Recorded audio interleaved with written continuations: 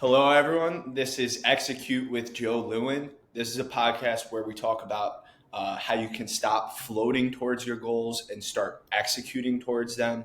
I'm going to be doing solo episodes where I kind of either just go on a rant or talk about a specific topic. But I'm also going to be speaking with people in all different fields from all different areas of life about how they execute towards their goals. And I think it's super fascinating when someone draws a point and sets their goals, and no matter how that path looks, they figure out how to get there. And that journey is really what I'm most interested in, how they overcome their obstacles and how they actually strategically get to their goals. And I think that's super cool to dive into. So without further ado, super excited to have Tracy on. I've known Tracy for quite a while now. We both are real estate addicts, and so we'll talk about real estate all the time. And thank you, Tracy. Thanks for coming on. Hi, Joe. Thanks for having me. So, Tracy, for those who don't know you at all, right? Just quick overview. Who are you? My name's Tracy Boulassikis. I am a salon owner in Sayville, Long Island, Salon 36, and I also invest in real estate. Okay. And now, Tracy, so you're doing the salon stuff, you're doing the real estate, but let's take it a little further back, right? When did you first start going down that path to, self-improvement, to, self-development, whatever you want to call it, where you realized I want more for my life and started focusing and achieving what you wanted to achieve rather than just kind of floating around? So I always wanted to own my own salon. Okay. And I was working at a salon for about 16 years. I knew that it was time for a change. I made a quick move and I moved to another salon down the road. Within about 3 weeks of being there, I realized I made a major mistake when I saw bugs in the front window. And I was like, this is not good. This is not where I'm going to keep my clients. So at that moment, my husband had said to me, who was my boyfriend at the time, you need to open your own business. And I was like, oh, I don't know. Mind you, I was 22 years old and I had no money. Wow. So I'm like, how am I going to open my own business? I have no money. I don't even know where to even start. So we were talking about it for a couple of weeks. And next thing you know, I was working on a Saturday and George came to the salon and he's like, I just want you to know I found space for you. And you're going to go and meet with the landlord later today. I'm like, no, I can't do that. He's like, no, you're going to do it. You have everything you need to do this. Yeah. So I just needed that push from him. So I ended up signing the lease, opening the salon. And then once I was in the salon, I realized I don't have retirement, pension. I need to secure my financial future. So George and I bought our first rental property, a tiny little house in Bohemia. And I knew I wanted more, but I didn't know how to get more. So at that point, I followed Charles, Handsome Homebuyer. And Charles would always say, if you want to invest heavily in real estate, you need to find yourself a mentor. I reached out to Charles. He got right back to me, which I didn't expect, and said he doesn't offer mentorship, but that's when he connected me with Carl Chavone. And from that moment, my eyes opened up. Yeah. And I looked at life in a totally different way. And Carl gave me the knowledge that I needed to start scaling our real estate portfolio.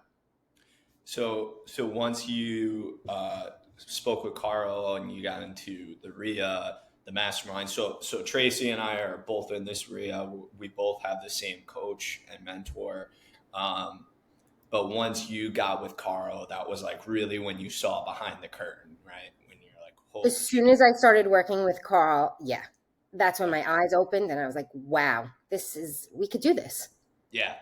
And it's been history ever since. So now that salon you opened at 22, you said? Mm-hmm. That's incredible. So 22 years old, you opened the salon. What year was that? 16 years ago. So what are we? That's a lot of math for me. Yeah. So 16 Um, years ago we opened. let's The day before we opened the salon, okay, there was a dumpster in 2007. 2007. Okay. The day before we opened, now everything was ready to go. I fell apart in the back of the salon and I was so afraid. What if it fails? What if I don't Yeah. succeed? And I remember my dad saying to me, before you know it, you're going to have all your systems in place and you're going to be here for a year. And here we are 16 years later. And you're still in that same location, right? Correct. Same location. Incredible. Now, when that first day where you're kind of freaking out, first thing I do want to say this, that George forcing you to make that step, do you think you would have made that step without him? Probably not. Okay. And it was Yeah. the best thing I ever did. Yeah. And now you guys are married, so I guess it worked out well. Yep. um, that's awesome. And I think that's super important to have people in your life who do push you to be better, who, because it sounds like you just said, you weren't going to make that step. And like, thank God you did, right? Because your life George would has be completely. always been my driving force. Even when we bought our first rental property, again, I was panicked. I'm like, what if it doesn't work? Yeah. What if we get tenants that don't pay? And he was like, no, we're going to do it and we're going to Yeah. succeed at it. And now here we are with So when did you numerous buy that properties. first rental? I'm sorry. When did you buy that first rental? We bought that first rental in 2014. Okay. So you had the salon for a few years that was doing well, and then you said, let's buy a rental property. Correct. We held on to it for a couple of years. 2020 came. This was prior to me working with Carl, Mhm. and we were able to double our money. Yeah. So we decided we wanted to raise some more capital to buy some more properties. So we sold it. If I would have known at that time what I know now, I never would have gotten rid of that property. I Really? would have Wow. refied it and bought another Okay. Why do you say that though? because it was cash flowing really nice. Okay. But I wanted to pull the capital out of it. But I didn't realize that you could pull the capital out of it in other ways than selling it. And I just didn't know better at that time. Yeah. And so what did you sell that thing for? Do you remember? 420 and we bought it for 200. Oh, wow. And Okay. when the agent told me we could get 420, I said, "Get out of here. Who would pay 420 for this thing?" It was on a double yellow line Yeah. looking at a cemetery. It wasn't a prime location by any means, but it was gone in a weekend. And what do you think it's worth now? Probably about the same, Okay. maybe All right. 450, Okay. maybe. So yeah. So it's not like you made a terrible move there. No, You just yeah. Okay. but I could That's have one thing. walked away with 75% of that and still held on to the property. Yeah. Yeah. No, I that's something I always think about because I'm selling some units off right now, and people are telling me, guys like Carl, guys like Larry Wagner are telling me like, Joe, like you should really be holding these things. But for me, it's like I almost want the cash up front, even if it's like a little short term thinking. Like I just see that as a way to get me to my next thing that I'm trying to get to, and I don't think it's like the end of the world if I sell it the I property. agree. And George has a very similar mindset to you. He's like, we can make quick money on it. Why would we not? Where I don't Yeah. want to ever sell anything ever again. I just want to accumulate. Yeah, but then it's like I don't know. When I look at it compared to like the stock market, one thing everyone in the stock market, like guys like Warren Buffett, like never sell, compound interest, and like I've gotten to the point where I've held things way too long, and then they basically lost all their value. And realistically, I should have took some chips off the table. So I feel like my mindset has slightly changed to where like I do want to take some chips off the table, and I think that's kind of important. At least, hopefully. I mean, I'm only Mm-hmm. 25 years old, but guys like Larry and Carl really are much further down the road. So I guess we'll see, right? You know what? You just keep doing what you're doing and you're going to be fine. Yeah, I mean, hopefully it all works out. But There's not I many do. 25-year-olds that have the drive. and work ethic that you do. Well, I think part of that comes to the group I'm around. Because when you're talking with people like you and people like Chloe and everyone else, it's like you stop doing deals for a fucking week and you catch up with someone and you're like, what the hell am I doing? What am I doing? I'm not doing anything. Yeah. Like, what the Yeah. hell am I doing? Yep. So That's why that's your like, group is so important. yeah. Now, let's talk about that for a second. So, the RIA, the mastermind, obviously, you do the coaching with Carl. Is What kind of value are you getting from that? Are you learning a lot? Is it more the relationships you're building? Talk about that. All of it. Okay. I learned so much from Carl. I definitely would not be where I am today. I've accumulated a lot in a short period of time with working with Carl, and it Yeah. wouldn't have happened How many if it wasn't properties do you for. have? Um, we have 5, 4, Okay. and then my primary. Okay. So 5 total, and you have the salon, and you have one kid. One. Yep, one son. I Okay. have a son, Angelo. He's 10 years old, Okay. and I hope that I'm laying the groundwork for him. Yeah. And now, Which is cool. how the hell do you manage all of that? Right. You're running a salon. You have your rental properties, and you still have a family, right? A kid that I'm sure he's active. I'm sure he plays sports and everything. Like, Mhm. how do you manage that? I'm sure your schedule is probably super hectic. How does that work? I pretty much have every minute of the day scheduled. Yeah. And it does get overwhelming at times, but then I feel sometimes you just need to take a day off and just kind of sit in your thoughts, relax a little bit, and then get right back to it the next day. Yeah. But I'm also not one to sit around and not do much. I'm not happy that way. Okay. Yeah. So do you like actually time slice your day? Like, do you go on like Google Absolutely. Calendar? Okay. You're a Google Yeah, Calendar today my girl? day is time sliced down to 15-minute increments. Holy shit. Okay. And Uh-huh. where did you learn that from? The salon. That's Okay. how I work best. Okay. So you just recognize like the salon has a lot of like, appointments set, and you're just like, my day has to be scheduled around Yep. that. Okay. Yep. Interesting. And So now are even on you my days off that I'm not in the salon, I say off, they're not really days off, but I okay. will still use that same book with 15-minute time slots. Okay. So And it are keeps me you on track. you're using an actual paper planner? Yep. Okay. Yeah, I Yep. tried doing that. It gets a little messy. I just like it that way. It works Yeah. best for me. But just last night I was thinking to myself, I need to put this all on the computer, but I'll Yeah. get to that too.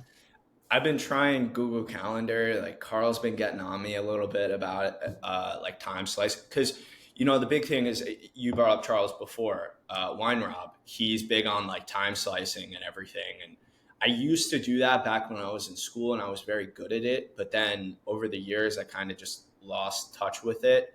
And Hmm. after listening to Charles Weinrob, saying how he just time sliced every minute of every day, and he's like, you won't get to half of it, but like at least you have it there, so when you're sitting around on your phone, you realize, oh shit, I should probably be doing something right now. Yep. So I've been working on that. That's a work in progress for sure. I find you're much more productive when you do that. Yeah. Yeah. And do you, I don't know if Carl's had you do it. He's been having me do like a daily diary where like you talk about like the times throughout the day and what you missed, what you did do versus what you actually did, where you're supposed to do versus what you actually did. Do you do that or no? I have in the past. I should be more consistent with it. Okay. Yeah, I mean, that's been helping me a little bit too, because I've been like, oh yeah, like I called this person and ended up talking to them for like 2 hours. Like, I probably should have just like kept it at like 30 minutes and then got what I needed to do done. Um, Hmm. but I want to take it back a little bit. So that's salon, right? What Hmm. business experience did you have when you first started this? None. None at all. I had no money and no business experience. Okay. But I So did have a solid clientele. okay. So you had So the that, book of business, yeah, but you I didn't was really completely know. booked from the day we opened. Oh, Booked really? solid. Yeah. But I was booked solid before we opened. So that's also what gave me the confidence to do it. Okay. Now, what do you owe that to? Do you owe that to you just being good at cutting hair, or was it marketing? Was it just being No, personable? no marketing. I've actually never advertised for the salon once Really? in Okay. 16 years. Yep. Wow. And myself and all of my girls are booked solid. It's word of mouth. We're located in Sayville. It's a very small, tight knit town. Yeah. And Sayville residents are very loyal to Sayville businesses. Okay. And I've built relationships with most of my clients. Most of my clients have been my clients for over 15 years. So there's Yeah. a loyalty there. So when you say build relationships with them, is that just being friendly? Is like how does that really work? Like, because one thing, I mean, when I think about it is like a lot of people talk about like networking, and it's like stop trying to network and just like make friends. Be It's like yourself. yeah, right. Hmm. Authenticity. Okay. Yep, absolutely. So you think that But was a big part I of it? have started to use, so I always kept the salon and real estate completely separate.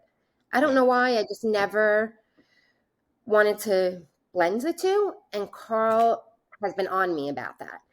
He's like, you have so many opportunities to network and get yourself out there with people that you've had relationships with for, many, many years. They Yeah. trust you already. Share your real estate journey. And I was always so hesitant. So one night I had a call with Carl, and he was talking to me a lot about that. And I was like, okay, tomorrow I'm going to go in and I'm going to share it with, say, like 5 clients Yeah. this week. And the first client that I mentioned it to happened to be a real estate agent. And I said, I'm really looking for seller financing properties. I know that that's hard to come by here in New York, but keep your ears open for me. He says to me, I have one right now. I'm like, what? So he's like, yep, I just put it on the market today. I'm like, I want to see it tonight. He's like, I'll make an appointment for you tomorrow. I'm like, no, I want to go in tonight. And I ended up closing on that house 3 weeks later with Insane. 10% down. 90% LTV. Wow. How long was the And loan? that same seller actually called me this past Sunday and said, can I stop by your house? I'm like, okay. So he stops by. He has a significant portfolio Mhm. here on Long Island, as well as in Florida. He's 81 years old, and he wanted to know if I would be interested in picking up the rest of it through seller financing. I was like, yeah, sure, absolutely. Let's get the contracts drawn up now. Wow. So you've been working with this guy, you built some trust, and now he wants to offload the rest of them. That's Yep. fantastic. Um, so that deal specifically, right? It was 90% LTV, loan to value. And then what was the term? What was the rate? 6% over 30 years. Oh, wow. He didn't All even right. run my credit. He took a screenshot of my credit report from Credit Karma. That's So I didn't even have fantastic. an inquiry on there. That is so awesome.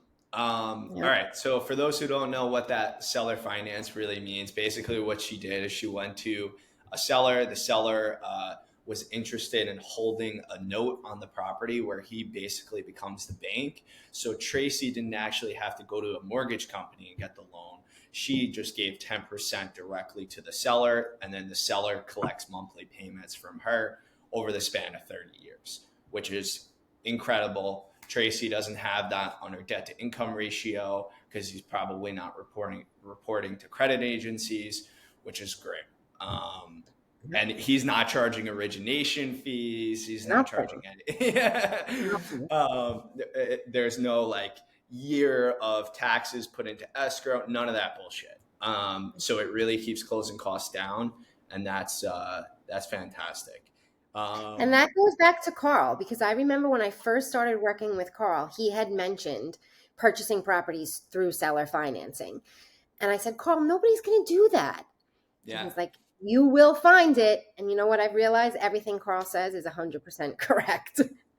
A lot of those older guys who are, I'm working with a guy who's 85 years old, and he wanted to do seller finance. And like, I didn't even have to bring it up. He brought it up to me, and I'm like, yeah, sure, let's do it.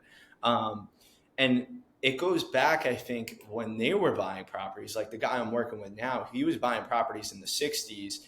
Banks weren't lending for investment properties. You had to get a note from the seller if you needed money. So these guys are like totally comfortable with it. They're super old school.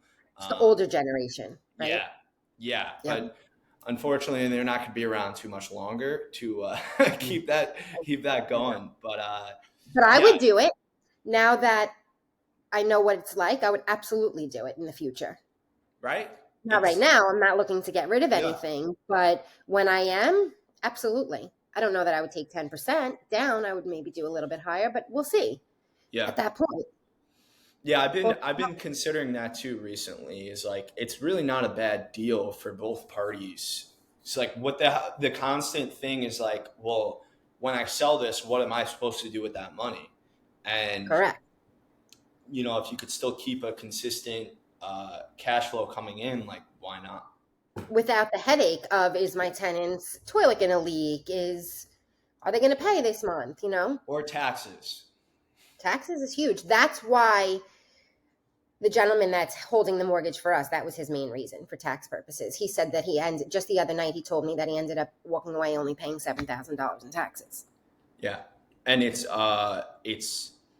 so also like the estate tax and stuff. So the guy that I'm working with specifically, he knows he's on his way out, and he has kids. So rather than making the money up front and then passing the money to his kids after he dies, he'd rather it be in a note, and then the kids make the money after he dies when I decide to refinance or sell, whatever. Um, which And at least his does seem, kids are making interest on the money. yeah, yeah, and again, it's a win-win. So I've been pitching those a little harder. I because Tracy, when you get those are super That's nice. all you want. Yeah. Yeah, you don't have to deal with all the bullshit that comes with actual institutional lenders. But not Not everybody's going to go for it. yeah, Because just recently I tried purchasing the building that the salon's located in. And there was like a few like open permits. There was a violation on the building. So for me to get funding on that property, it was very hard. So hmm I had offered my landlords, who I've had a relationship with for 16 years. I made them a nice offer with seller financing. They wouldn't even consider it. really, Absolutely not. Didn't want to hear anything about it. And I said, even if it's a short-term loan, give me some time to clear up the open permit, the violation, yeah. and then I'll refi out of it. Nope, they wouldn't entertain it for a second. Now, were you pitching that directly to the owner or through a realtor or through an attorney? So I was working with a realtor on it, but it was the same realtor that brought me the seller financing property that I closed Okay, on in so at January. least he was So familiar with it. right, he was familiar with it. I broke it down and pretty much explained to them what they would be getting at the end. I offered a 15-year term. hmm And I let them know, you're going to end up making like $240,000 more off of me in the Yeah, 15-year term just by holding the note. They didn't care. But it was because they had a bad experience years ago. Their dad, who left them the building, did that many, many years ago, and the buyer foreclosed on it. So oh, they were afraid of that. But I tried explaining to them, like, I'm going to purchase it and put about $200,000 into the building within the first 30 days, maybe yeah, 60. So even if I foreclosed on it, like, I would be happy if somebody foreclosed yeah, for yeah, me with that, yeah, But they didn't want to hear it. So that's okay. yeah. That's interesting. So then they said no to that, but then you still ended up making an offer a different way. Can you dive into that a little bit for us? Yes. So they had said no. There was a part of me that was, I had been working on purchasing this building for 5 years. And Yeah. I kept meeting dead end after dead end. And so when they said no, I was like, all right, maybe it's time to just give up, move on. But my heart just wasn't letting me do that. Yeah. So my business partner, who has never invested in real estate before, said to me, I said to her, we need to be cash buyers on this property. Otherwise, it's not going to work. And Yeah. she said, oh, it's okay. I'm going to find the money tonight. And I laughed. I'm like, how are you going to find the money tonight? You've never even invested in real estate and you're looking for, $600,000 to $700,000 cash. She's like, I'm going to find it. And sure enough, the next day she came back to me and she found it at 6% interest for a 15-year term. So we actually should have the building fully in contract today, and hopefully we'll be closing within the next 3 weeks. That's super awesome. So did you Mm-hmm. guys have to put anything down for that? Yes, we're going to put 150,000 down, and then we're going to use our own capital for the renovations. And Okay. George So will be doing all of the work, so that's going to save us a lot on renovation money. so the purchase price is what? 750. Okay. So 750, you're getting a loan for 600 and you're putting 150 down. Correct. And then you're also doing renovations. Correct. How much are That renovations? building will probably be worth 1.1 when we're done. Okay. Maybe 1.2, but we're not planning on selling it. We're in it for the long run. Yeah. So how much in renovations are you thinking? About 160. Okay. And that's with George doing the work? Yes. Holy shit. Okay. So Mm-hmm. that's pretty It's bad. It's extensive. 4 storefronts. They're huge and they need everything. One of the 4 storefronts is where my salon is. So Okay. that's in mint condition because we've built it out that way over the past 16 years. But the Yeah. other 3 units need everything. And I'll be Okay. recording all of that so you can follow my journey Yeah. on that. Yeah, that's exciting. It is. It's So very exciting. so one thing I'm hearing that's kind of consistent in your story is you're taking leaps that maybe you're not comfortable taking, or maybe it's a little bit of a stretch. Like this is your first commercial property, right? Correct. Yep. Um, Now, what did you know about commercial before you got into this? Nothing. Nothing at all. See, that's the point I'm trying to make. Is like I asked you what you know about business before you opened this line. You're like nothing. I just like kind of Did it. had yeah. I had a book of business and like I knew I would figure it out. And I think being able to trust yourself to take those risks is super powerful. It's like yeah, I'll figure it out. Absolutely. And you need to have the guts to do it. You can study all you want, but if you don't dive in, how are you really going to learn? Yeah. Yeah. It's you have to actually execute, and there's going to be times where you're uncomfortable. And Many and times that's you're uncomfortable. yeah, and that's something that I think is like a theme among people who are successful is like they just kind of aren't afraid to jump off the cliff and then figure it out on their way down. Um, Absolutely. and, and, and it's like they build the airplane on their way down, basically. Um, that's something that I think is super powerful. You can't really teach that. I think that Yeah. just comes with trusting yourself and knowing, being authentic with yourself, being honest with yourself. It was like a quick background. I mean, my first rental property, I bought it and I had an inch of sewage water all on the first floor within the first 24 hours. I remember sitting there. I think I made the worst financial decision of my life. I'm going to lose I all remember my you money. telling me that story. Yeah. Yeah. And from there, in the moment it was super dark. It was terrible. But then I eventually figured it out, got the thing rented, and it's one of my best properties now. And And how much did you grow from that tremendous. and And learn? that's why I tell people, yeah, you could read all the books you want, but none of that fucking matters till you actually start doing it.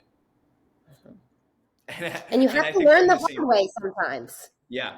Yeah. And I think we're in the same camp on that. And that's part of the reason I think we get along so well is like you Yep. and I both know a lot of people who've been trying to get into real estate, been trying to do whatever they want to do. And it's like, all right, but like, what did you actually do besides just like talk about it or besides read the books or show up at the meeting, show up at the, or listen to podcasts, listen to videos? None of that really matters until you're like, seeing properties, making offers on properties, whatever it may be. But your network is huge as well, because I feel confident if I don't know something, somebody in my network is going to be happy to help me figure it out. Yeah. And I think that's a hack, so to speak, and like making things a lot easier so you're not the only one figuring this out. Because at the end of the day, you do know people who can help you. And, if you don't know them directly, someone like Carl will be more than happy to connect you with someone who can help you. Um, Absolutely. so you do have some sort of confidence, Mhm. with that network in place. Yeah. Yeah, And absolutely. Even the other so, day when I was negotiating the salon building, you gave me some really good tips as far as my earnest money deposit down to make my offer look stronger because I was competing against another investor. yeah, yeah. So, yeah, basically, I mean, Tracy made an offer with 100K earnest money deposit with zero contingencies, and her offer was higher purchase price than the other offer.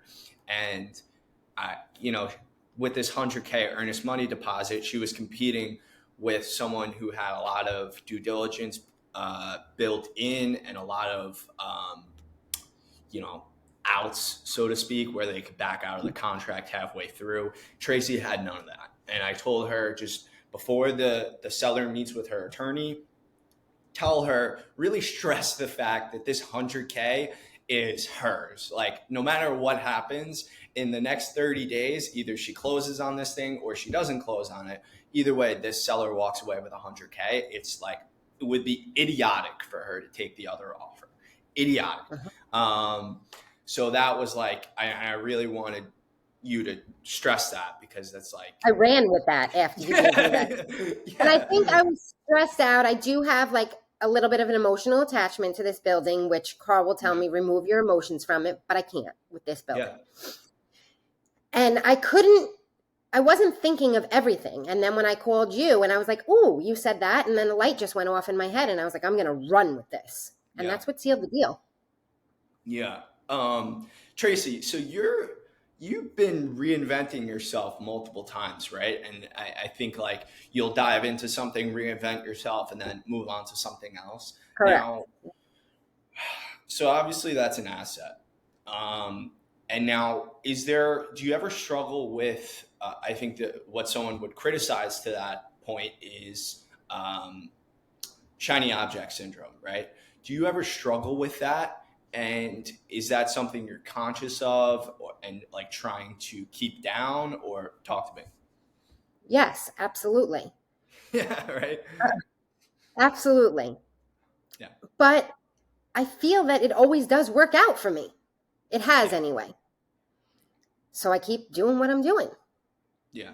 Like you've done some seller finance with long-term rentals. You've done short-term rentals in Fire Island. You've done now you're doing commercial. You've opened up the salon, and you just keep reinventing yourself.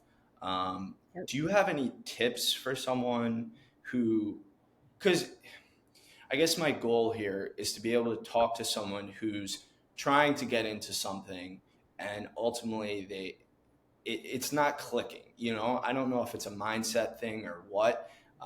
What would you tell that person to, say they want to open their own salon and they really just don't have all the pieces together yet, or they want to start a real estate business, but they don't have all the pieces together yet. What would you tell them? I think for anybody, if you put your mind to something and say you're going to do it and put the work in, you're going to do it. Yeah. Too many people, I think, find excuses of every reason why they can't do it. Where I'm the opposite. I find every reason why I can do it, and I will do Okay. it. Okay. And now, do you give your, so one thing a lot of people say is like burning your bridges to really give yourself no other options, right? Was Yeah. the salon, did you have a backup plan with the salon? No, not at all. I You was didn't. all in and there was no backup plan.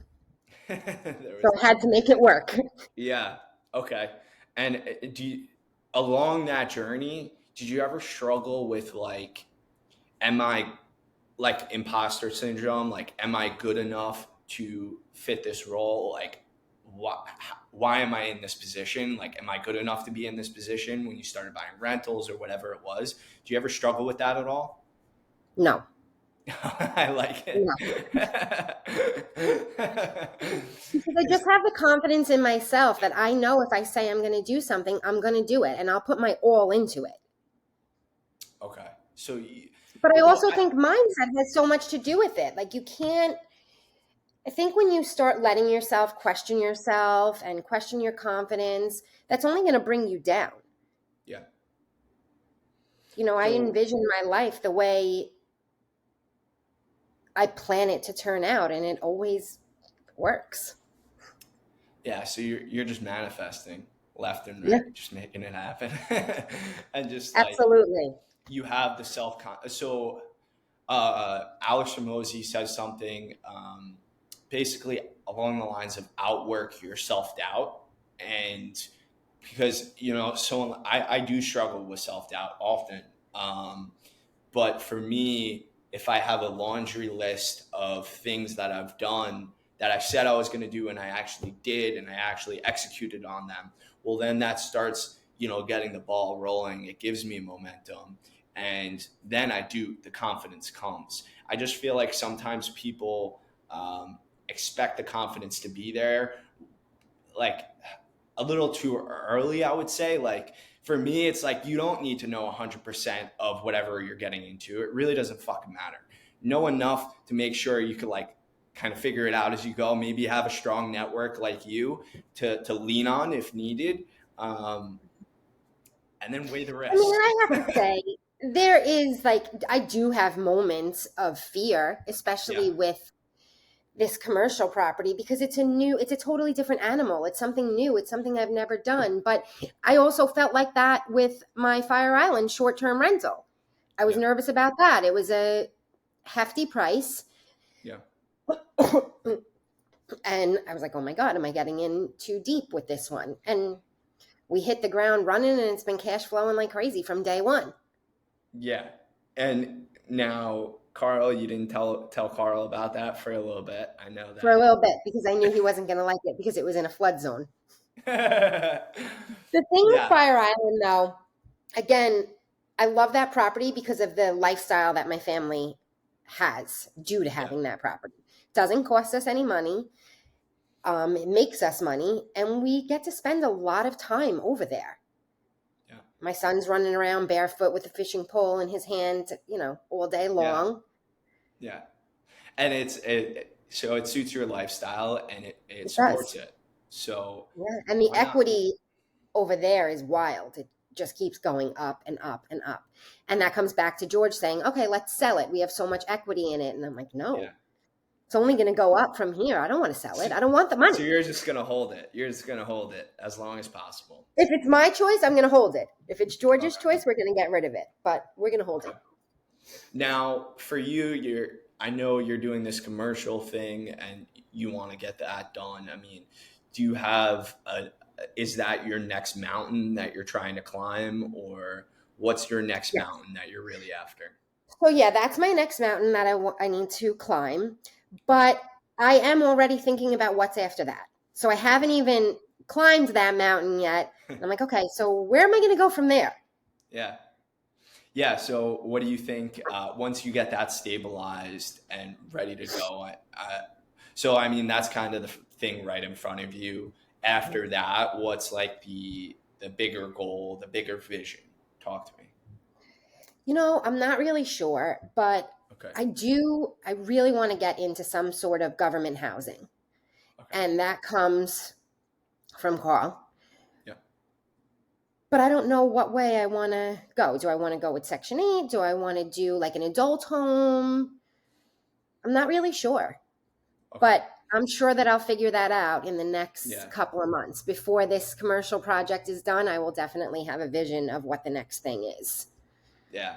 And And we'll see. okay, so maybe getting into like Section 8, some sort of government housing. I know Possibly. like I know like there's, the addiction, what do they call those? Like almost like a Like a halfway halfway house. house? Yeah, things like that. Would you consider that or no? Possibly, Okay. depending on who was signing the lease. Oh, okay. It's a fair point.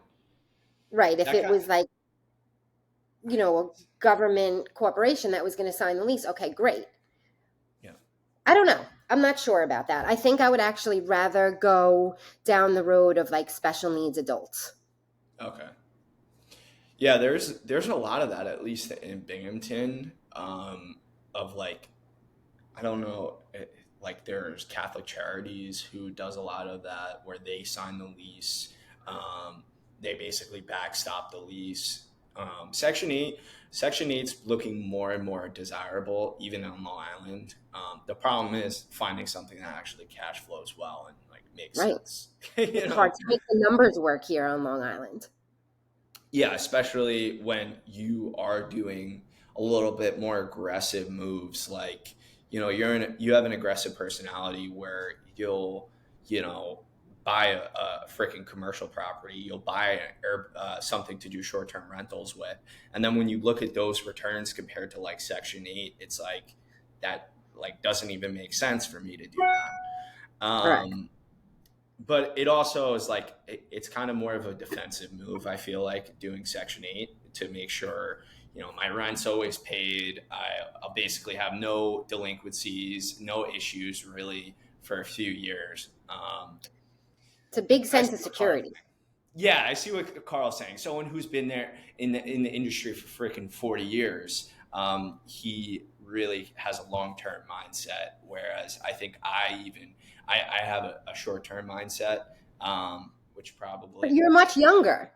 yeah yeah it's I don't know. I just don't want to like. I know I'm aggressive like you. We have a similar personality, and for me to invest, a few $100,000, 300 or whatever it is, to go and buy a Section 8 property and make 300-400 a month, that doesn't check out to me. I don't love that, to be honest. No, So it's not enough for the amount that you leave in the property, in my yeah. opinion. What about going out of state? Would you ever go out of state? I have. I actually have had a couple different conversations. I was considering looking at some things in Florida, possibly Okay. next. Okay. Where in But I Florida? don't have an idea of what area. I don't have a network down there. So I would have a lot of work before I would do that. Yeah. So one thing I want to do myself is, so I'm in Binghamton, but I want to move out soon, um, Uh-huh. and go somewhere warmer, better politics, on the landlord side, and then start fresh, right? So similar to I'll follow you, you. yeah, similar to you, like, and I think Chloe's down to do that. Is like, Chloe um, will follow you anywhere you go, Joe. well, I mean, like we having that network to start is like pretty powerful because say she uses a contractor and then she tells me, "Oh, he's fantastic. Let's start using him more and more." Things like that is really special, and we're doing that here in Binghamton. But to start fresh is going to be a different story, and I Yeah. think the one thing I think search for to start is somewhere with a RIA, a strong RIA, because that's like I hear you guys. So I'm the RIA that Tracy and I are on. It's East Coast RIA, ran by Carl Chavone, both of our coaches, and they basically they're based out of Long Island mainly. They talk a lot about Long Island. However, there's people in other areas. Up in Binghamton, about 4 hours away from them, and they're all talking about the contractors they use. They're all sharing contractors, sharing wholesalers, and all this different stuff. Agents. None of that has any relevance to me. And up in Binghamton, there's no like masterminds, there's no RIAs, there's nothing, at least of substance. So having that presence, I think, is super important. Because if I was to go to Long Island and start investing, I would send a few texts out and I would know who my contractor is. You have a whole network. Yeah, who my attorney is going to be, who my title company is, and everything else. But you've put so much time and effort into those relationships. That's why you would have that. You can't. I mean, I had somebody reach out to me that I've never even had a phone call with through a text message and asked me to share my whole entire network. What? Yeah. So that doesn't just come. You have to put work into that and build those relationships for others to want to share their whole network with you. If you came down to Long Island and you wanted to start investing, of course, I'd be happy to send you my whole book of everybody. Yeah. But we've built that relationship for a long time, and I know you would do the same for me if I was about to go up into Binghamton. Yeah, absolutely. And I think that's super powerful to have something like that. And if I were to move to the Floridas of the world or wherever down south, it's like I need to build those relationships first, I think. And from Absolutely. there, it just becomes way easier. It's like you learn from other people's mistakes, but so speaking of Florida, my childhood best friend, his parents have a place in the Villages. Okay. And his dad is one of those people that just speaks to everybody. He's a retired cop as well. Yeah. And he has a huge network down there. Okay. So I often consider maybe possibly going into that area. And the properties are pretty cheap compared to Long Island. Yeah, but I felt like if I was going to look into Florida, maybe I'm better off starting there because at least I'm going in. I have a roofer. I have a siding guy. I have, a plumber. Yeah. A nice size group of people. You still need more, but it's a nice start. Yeah. And so the problem though is like for me is like actually seeing the market. Like you got to spend time, you got to fly there, like actually see these things and like make sure you even want to be there, invest there. Absolutely.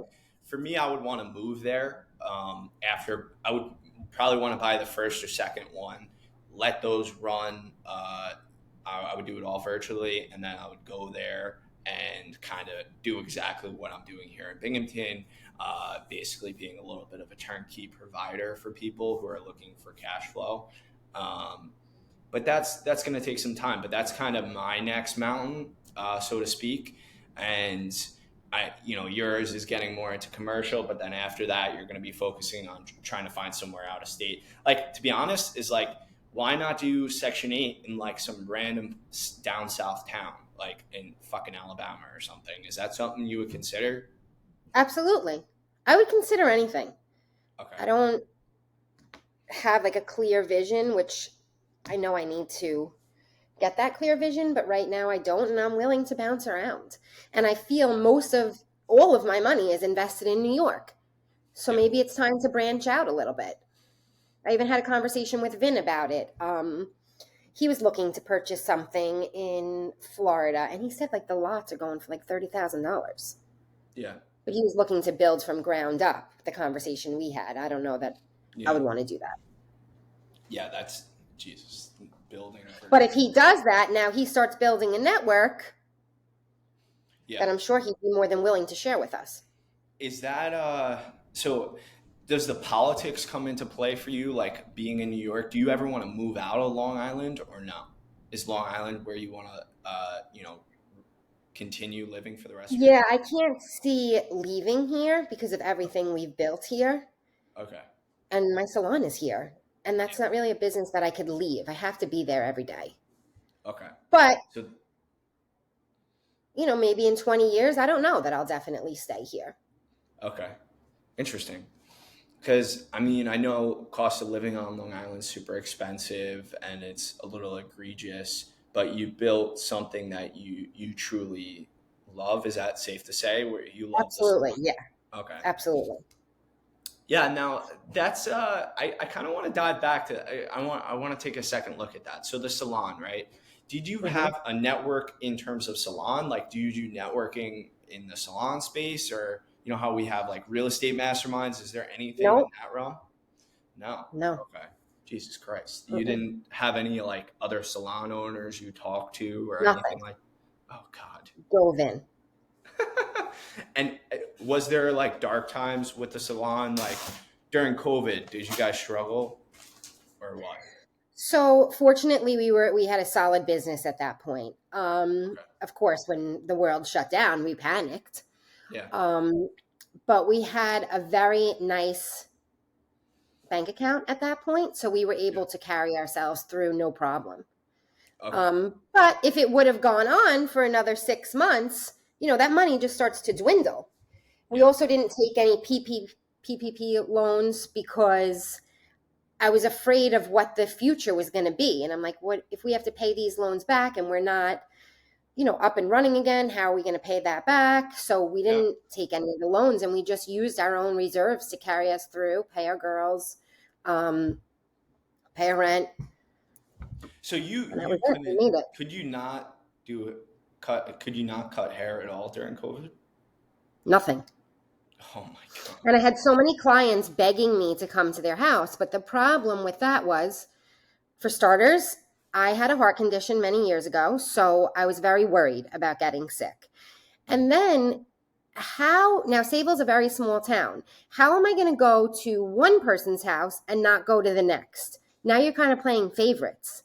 And I feel that's poor business. I'm like, you guys are all just as valuable to me. I can't pick and choose whose house I'm going to go to. And I'm not about to go to 100 different houses and risk possibly getting sick. Yeah. So I didn't. But for us, I have to say, like, I know so many businesses after everything opens back up, some of them are still struggling till this day. Yeah. Women are vain and want their hair done no matter what. Yeah. From the second that we got word that we were able to open back up, I had said to my partner, I'm going to go up to the salon and I'm going to call all of the people that we originally canceled on March 15th. Let's give them first option to get into the book, and then we'll call everybody else. My partner was so excited that she made a post on Facebook and said, our phone lines are open. Well, I went in at 8 o'clock that morning. I had left my son with my sister-in-law. I said, I'll be back in an hour. I'm just going to forward the phone and bring the book home. Yeah. I didn't get back till 7:30 at night because I could not hang up the phone. Every time I would hang up the phone, there would be another beep. Everybody wanted to get in. So from the time we opened back up, business was killing it. Yeah. Business. And we never skipped a beat since. So that's why I feel that every business definitely needs to have reserves, because you never know what's going to come. I was just gonna say, so I mean, you were intelligent enough to keep reserves. There's no way you could have predicted a pandemic, but you were smart enough to have reserves. And it's so crazy to me to think of that. And then you have like these big banks who didn't have reserves and they need How? bailout money. It's crazy. $1 billion No, I have company. reserves on every business we have. There's reserves, a nice reserve for each one. Because I couldn't go to sleep at night if I didn't have that. Yeah. Especially even in the real estate business. Like, next thing you know, you get a call tomorrow from a tenant and their cesspool caved in. Well, now you need $9,000. If you don't have those reserves, now you're going to be scrambling. And then what happens if the next house, now the oil burner goes the next day? Now you need 20 grand in 24 hours that you weren't expecting. So how do you, I guess, take profits off the table? Are you just pulling draws sporadically? Are you setting like a monthly take or a monthly Yes. draw? How do you do like a monthly draw, put some Yes. cushion on that so you're not pulling it all out, you're keeping some? No. Okay. Mm-hmm. Okay. Interesting. And I like to hoard that a little bit, Yeah. our reserves. I don't like when I see that number going down. It's, say we have to pay for something. Last week we had to pay for a hot water heater. Well, now that account needs that $4,000 back in there like tomorrow. Yeah. Because otherwise it will bother me. I'll lose sleep So over that. you're never adding more money. Once you get it, you're like, I just want those reserves to keep building, building, building. And then God forbid, if you do need to take profits, you still have that big chunk of reserves where you can pull a little bit out. Okay. Yep. Yeah, I think that's the way to do it. That's how I do it actually, where it's like, if I have a rental property, I'll take maybe $1,000 a month, and then 500 will go towards reserves, and Yeah, just kind of keep absolutely. building that. Because You can't scale and have numerous businesses, numerous houses without reserves. Because to me, it could all crumble so quickly if you don't have that. And I didn't build all this up to crumble. yeah. Yeah, exactly. There's some part of some sort of defense that needs to be played, and that's like your defensive strategy. You're doing offensive moves by buying these things and like scaling, but also you need defense. You need to keep in mind a little bit of defensive strategies to make sure it doesn't fucking collapse and you don't lose it. Um, Yep. I like that. And again, it blows my mind that you have these billion-dollar companies that didn't have reserves, and then suddenly the government starts bailing them out, and the company on Main Street, the hair salon, has more reserves than these billion-dollar companies, or these small restaurants are being forced to close down. They can't do anything. COVID was an absolute disaster. And at least in my eyes, that was a big reason I want to get out of, New York. Like people's livelihood was just completely destroyed. But And yet every big corporation was taking millions of dollars and the little guys yeah, didn't. yeah. And that's something for me that is like, that's why I would want to move to a place like Florida. Cause like small business is the backbone of America. Like you said, these ladies were begging to have their hair done. They Thank you. needed they needed their hair done, and they couldn't get it done. You have people who wanted to go out to restaurants, and they couldn't enjoy themselves, and then they were just and these business owners were screwed. And for me, it's like, regardless of what you think of COVID, whatever, that was like the fact that they were calling businesses essential versus non-essential. Well, that business, whether you consider it non-essential, that's essential for that person to live their life and make sure they don't end up on unemployment or end up on welfare. And that was really like the biggest thing for me that really started to Yeah. piss me off. Yeah, um, and we had some dark days through that time because, like I said, as much as we had a very nice reserve, when you're not depositing anything into that account, all you're doing is withdrawing, it dwindles. yeah. And you're like, how Well, much longer is this going to how go much longer can we hold on like this? And then if I lose it, now how are we going to support our families?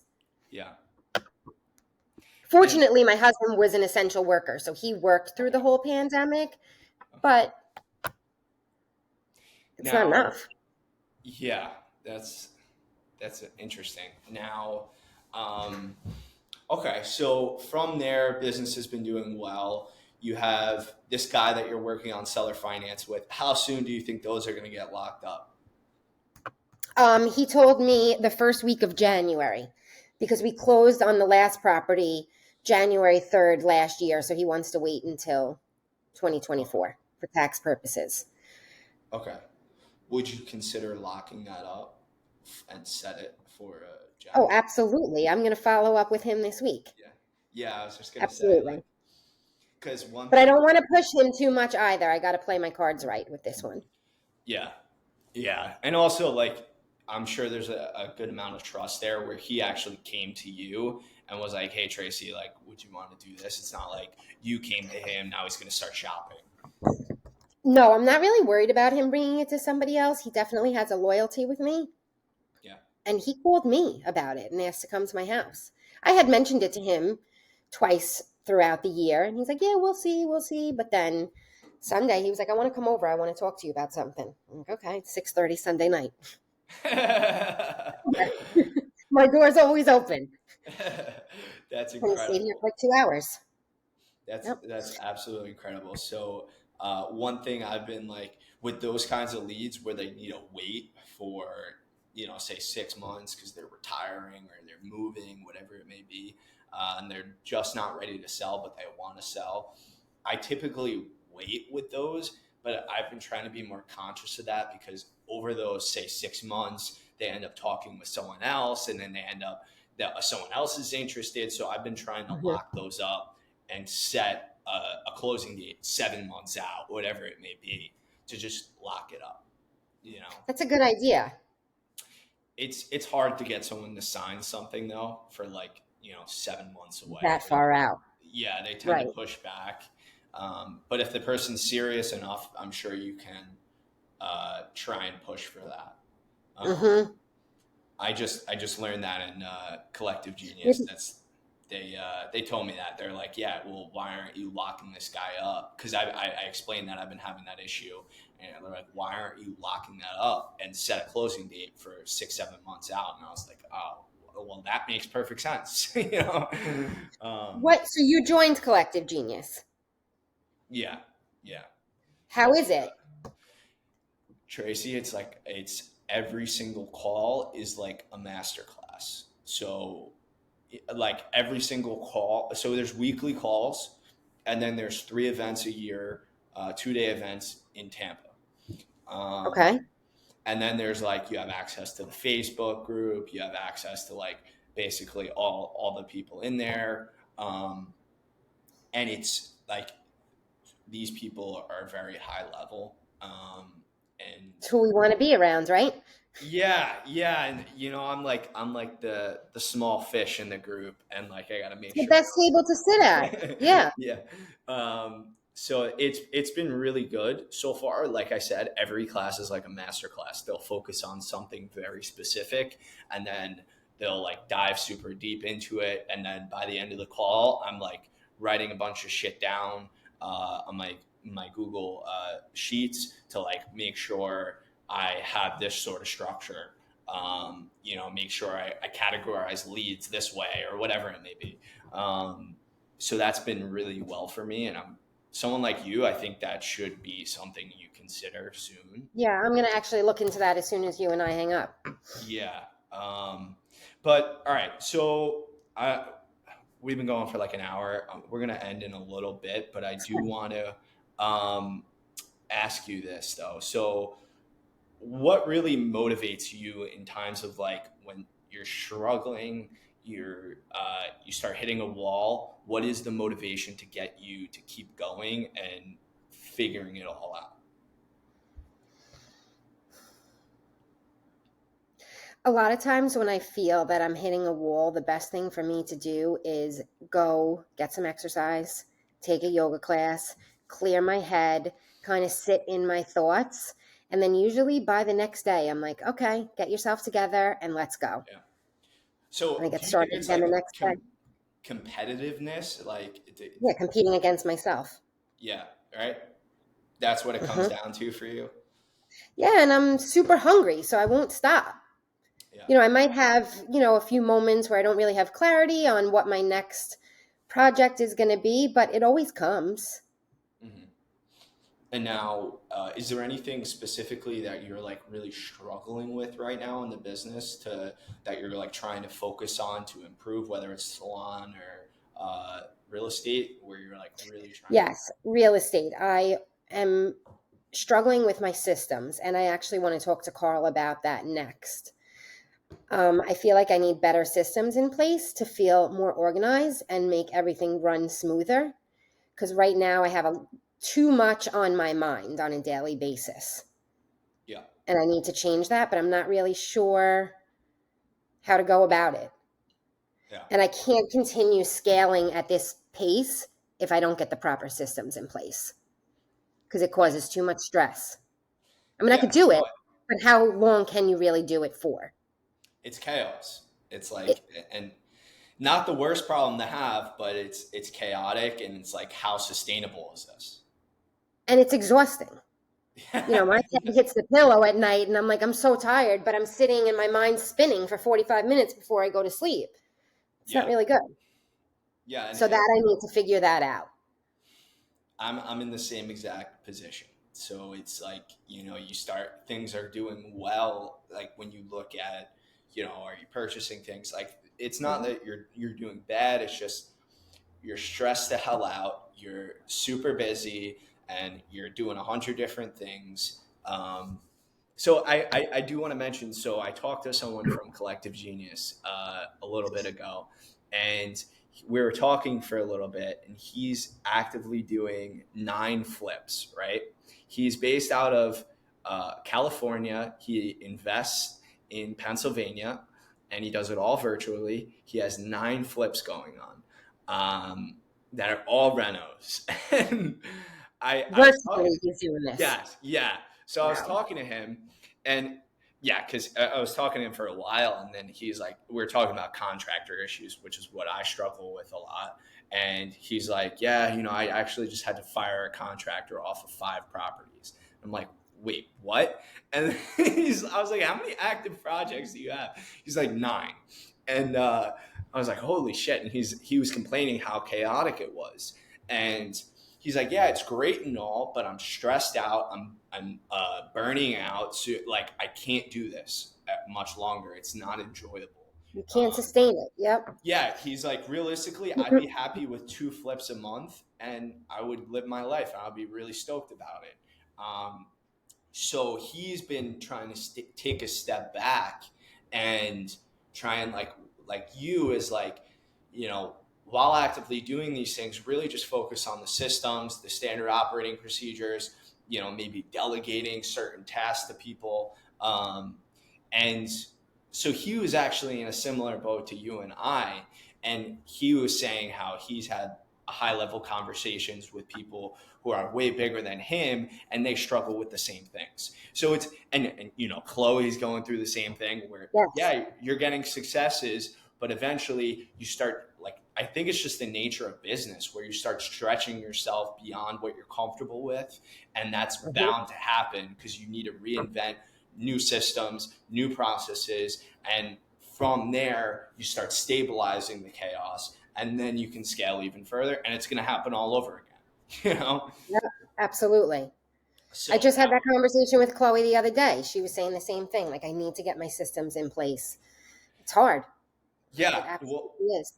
because to sit there and like, you know I've spent 3 hours on fucking Google Sheets, like writing down like what to do when this and this happens. Like, it does seem like it's a waste in the moment, but in reality, like, and that's the power of having someone like Carl. Carl will call you out. He's the first person. Absolutely. Yeah, first person to call you out if like you have a bunch of deals, but you really have no like standardized process, which is really what you need, right? Yeah, So absolutely. But that's why we need Carl to call us out. yeah, yeah. When I'm getting too confident, Carl's the first person to Absolutely. He'll knock you down a notch or two. um, so I before we leave here, I just want to ask: is there a specific quote or mantra that you kind of keep in mind on a daily basis that you live by? Yeah, you could do whatever you put your mind to. Yeah, right. Just so I like that though. That's like, and do you ever think that that's a delusional confidence? No, Okay. absolutely not.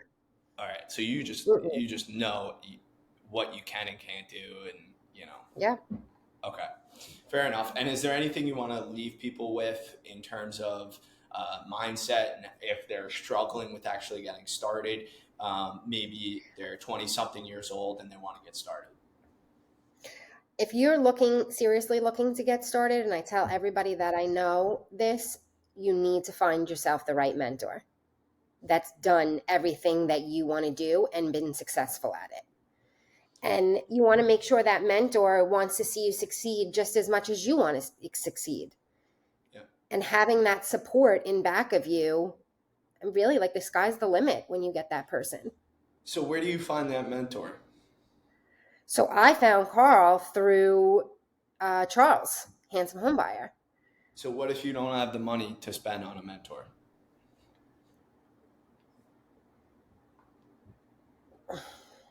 Save it. Save it. I mean, Or find somebody, and I wouldn't necessarily come flat out and ask somebody to be my mentor, but bring value to that person that they're going to want to be your mentor. yeah. Yeah, ultimately it's like comes back to like friendships. Like, if you become Absolutely. friends with someone, they're going to pick up the phone when you're struggling. Yep. Um, and Absolutely. like everyone generally wants to see each other do well, and It's not like there's a super competitiveness where everyone's out to, feed themselves and no one wants to help each other. Everyone wants to help No. each other. Yeah. So But I I didn't think realize that's that in the awesome. beginning either, how much of a support system you can build on your own. Yeah. And that all And came from Carl. so, okay, so you would have, going back, is that something you would have found sooner? Yes, absolutely. Okay. All right. Fair enough. So if you're, trying to get started, that is one of the things you should really be searching for is people who are going to help you get in the position you want to be in. Maybe they've already done it, or maybe they're on their way to doing it. You should be connected with these like-minded people and talking with them Absolutely. on a daily basis. Surround Um, yourself with people that are doing what you want to do, yeah, and you'll end up doing it as well. yeah. Okay, so Tracy, where can someone find you if they want to reach out to you and touch base with you? You can find me on Instagram uh, or Facebook, Tracy Boulassikis. You could see it right on the Yeah, bottom of the yeah, screen yeah. right there. Tracy Boulassikis on Instagram, or anybody that wants to talk, feel free to reach out to me. My cell phone number is 631-664-9035. I love networking and connecting with other like-minded people. And Yeah. I don't care how much experience you have or you don't have. Let's have a conversation. Yeah, that's awesome. So don't be afraid to reach out to her. Tracy's definitely been an asset for me in real estate. Um, and if you want to reach out to me, I'm more than happy to connect as well. My Instagram is at joe.leun. Basically, all the other socials too, if you want to reach out directly. And, once you reach out to either of us, I'm sure we could connect you with other people who are more than happy to help as well. And Yeah, this is absolutely. that's kind of where you start, like Tracy, you've connected me with tons of people that have really tremendously helped me grow in Hmm. the business. So, Yeah. um, anyway, thank you, Tracy. I appreciate Thanks for you. having me, Joe. Yeah, It was great. I appreciate you. This was awesome. I'm sure we're gonna talk soon. Yeah, And absolutely. Have a I'm great gonna day. If I don't talk to you later, I'll talk to you in a couple days. Yeah, and I'm gonna probably need to have you on at another point. Maybe Yeah, after your commercial deal closed and you stabilized it, that'll be a good time to come back absolutely. on. I'll take some videos. Maybe I'll show you some of that. Yeah, Yeah. absolutely. All right, All Tracy. right, Joe. Thank you. Have a great day. Thank you for having me. And everybody, feel free to reach out. Yeah. Take care, Tracy. All right. Bye, Joe. Thanks.